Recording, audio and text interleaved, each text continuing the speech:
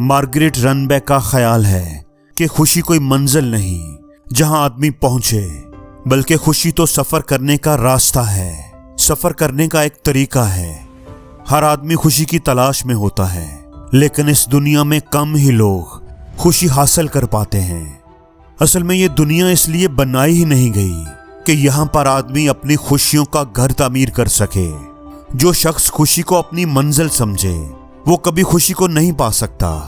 खुशी सिर्फ इसके लिए है जो खुशी के बगैर खुश रहना सीख जाए।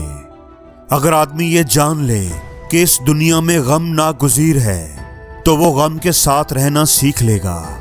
उसका अगर कोई नुकसान हो जाएगा, उसको धोखा मिलेगा, उसका दिल टूटेगा, तो वो फरियाद और मातम नहीं करेगा, बल्कि उससे अपने लिए सबक की ग़ज़ा हासिल करेगा। उसकी उम्मीदें पूरी ना होंगी तो वो मायूसी में मुब्तला नहीं होगा। उसका ये सबक उसका सहारा बन जाएगा कि इस दुनिया में हर उम्मीद पूरी नहीं होती। फिर चाहे कोई अमीर हो या गरीब, बादशाह हो या कोई मामूली आदमी, हर कोई उम्मीद के टूटने के दुख से गुजरता है। खुशी और कामयाबी से अगर आदमी को कुछ मिलता है तो गम और नाकामी से भी इंसान को बहुत कुछ मिलता है।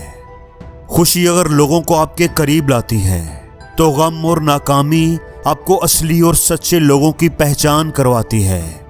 गम और नाकामी के तजुर्बात इंसान को संजीदा बनाते हैं, उसकी सोच में गहराई पैदा करते हैं। उनके जरिए से वो नए नए सबक सीखता है।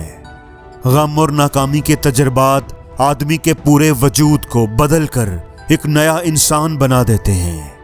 गम और नाकामी इंसान की जिंदगी के घोड़े के लिए एक चाबुक की तरह होते हैं। अगर घोड़ा मजबूत है तो जितना उसको गम मिलेगा उतना ही वो तेज भागेगा। अगर दुनिया में सिर्फ खुशी और कामयाबी होती तो दुनिया सती और बेहिस इंसानों का कब्रिस्तान बन जाती। ये दरअसल गम और नाकामी ही है जिसकी वजह से दुनिया कभी जिंदा इंसानों से खाली नहीं होती।